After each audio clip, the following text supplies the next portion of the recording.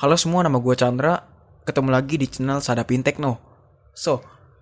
Pada video kali ini gue pengen ngebahas tentang HP lawas nih, yaitu Samsung Galaxy S4 ya, yang pernah berjaya ya, alias pernah menjadi handphone flagship pada tahun 2013-an. Bagi kalian yang baru menemui channel ini, Sadapin Tekno adalah channel yang membahas seputar teknologi yang pastinya up to date. Jadi tunggu apa lagi? Ayo subscribe channel ini agar kalian dapat mengetahui tentang perkembangan teknologi saat ini. So, let's get started.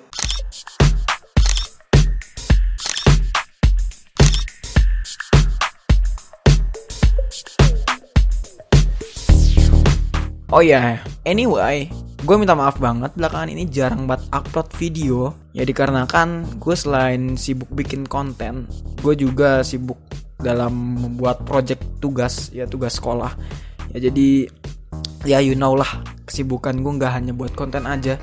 Dan jadi gue baru mungkin setelah video ini diupload gue bakal rajin bikin konten lagi sih. Oke, kita langsung balik ke topik aja. Di depan kalian sudah ada sebuah Samsung Galaxy S4 yang umurnya itu sudah hampir 7 tahun ya. Karena ini rilisnya yaitu 2013-an pada bulan April ya, bulan April 2013. Anyway, di video kali ini mungkin kita bakalan ngomong-ngomong santuy aja kali ya. Ngomong-ngomong santuy tentang HP Samsung Galaxy S4 ini. Nanti mungkin gue bakal bikin 2 video atau 2 part video, yang nantinya satu lagi itu buat bagian tesnya ya, kayak tes kamera, tes gaming, tes speed, ya pokoknya segala tes kita bakalan coba gitu. Oke, ya kalau kalian ingat dengan HP dari vendor iPhone, yaitu iPhone 5S ya, ini sebenarnya handphone yang bersaing pada saat 2013. Cuman iPhone 5S itu sudah memiliki Touch ID ya untuk fitur keamanannya. Dan sementara Samsung Galaxy S4 ini masih belum menggunakan Touch ID atau fingerprint, sama sekali belum ada ya. Cuman ada fitur NFC ya, yang menurut gua menarik tuh fiturnya NFC. Cuman di ponsel ini NFC-nya udah mati ya, jadi ya percuma juga sih. Tapi di 2013 sudah punya NFC itu menurut gua biasa-biasa aja gitu loh. Yang paling keren sih fiturnya dari iPhone 5S yang sudah mempunyai fitur Touch ID di kala itu ya. Itu kan Touch ID itu fitur pertama yang dipunyai iPhone 5S gitu loh. Ya kalau misalkan kita saingin sih, iPhone 5S itu masih laku di pasaran. Untuk Samsung Galaxy S4 ini udah nggak laku. Ya, gue nggak tahu deh. Android emang cepet banget gitu loh. Kalau misalkan kita lihat dari segi harga ya, Android itu cepet banget buat turunnya ketimbang iPhone. Kalau produk Apple itu menurut gue turunnya ya masih lama gitu loh. Harganya juga masih ada. Ya tapi itu teknologi sih.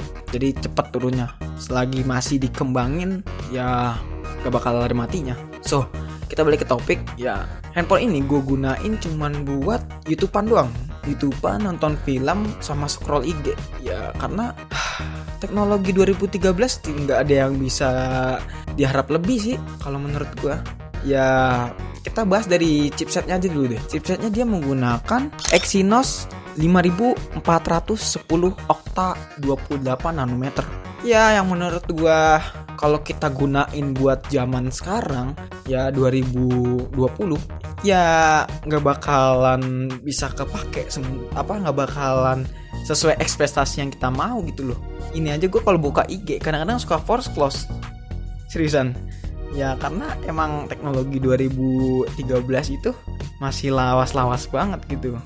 Ya paling ini handphone cuman buat YouTubean doang, buat YouTubean dan buat nonton film. Tapi nanti di video nextnya atau video selanjutnya, yang part keduanya, nanti kita bakal coba tes buat ngegame. Ya paling gamenya yang gak berat-berat sih. Ya paling game yang enteng-enteng aja lah. Nah, yang menarik dari handphone ini adalah, kalau menurut gue pribadi ya, kenapa gue masih suka aja gitu loh buat nonton film menggunakan Samsung Galaxy S4. Yaitu layarnya yang menggunakan panel AMOLED ya. Menggunakan layar panel AMOLED dengan resolusi 1080p. Ya menurut gue itu ya masih worth it lah untuk buat nonton film aja.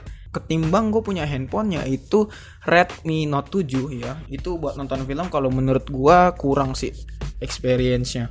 Ya karena layarnya masih IPS gitu loh. Kalau ini kan enak gitu AMOLED, manjain mata banget kan. Ya jadi kelebihan dari handphone Samsung Galaxy S4 ini ya paling itu aja sih. Ya karena layarnya AMOLED gitu loh. Untuk storage-nya gue pakai 16/2 GB.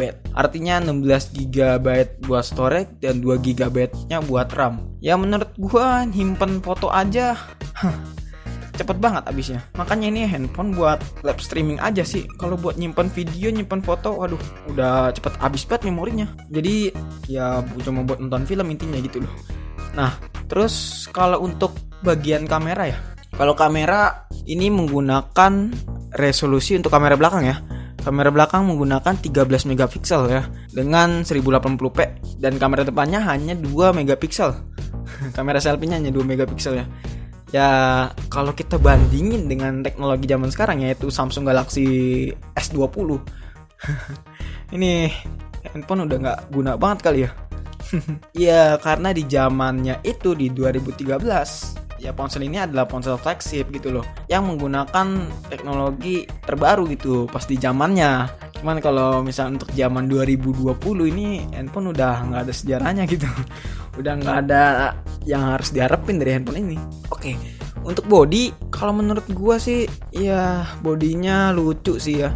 Gue lebih suka bodinya si iPhone 5s ya walaupun handphonenya udah lawas juga. Cuman umurnya sama kayak Samsung Galaxy S4. Menurut gue bodinya lebih kerenan 5s gitu loh ketimbang S4. Ya karena bodinya ini menurut gue lucu gitu loh. Ya bodinya lucu ya. Tapi pas di zamannya ini bodinya emang elegan sih. Ya karena dibantu dengan layar yang menggunakan panel AMOLED ya, jadi dibantu sama layarnya aja gitu. Dan sekarang bodinya udah lecet-lecet ya karena casingnya juga udah pernah jatuh-jatuhan. Tapi alhamdulillah ini LCD-nya beneran kuat deh. Ini nggak ada dent sama sekali ya kalau kita cerahin ininya. Ini nggak ada dent sama sekali dan ya menurut gua worth it sih masih buat dipakai. Belum ada shadow-shadowan ya masih worth it banget untuk dipakai buat YouTubean.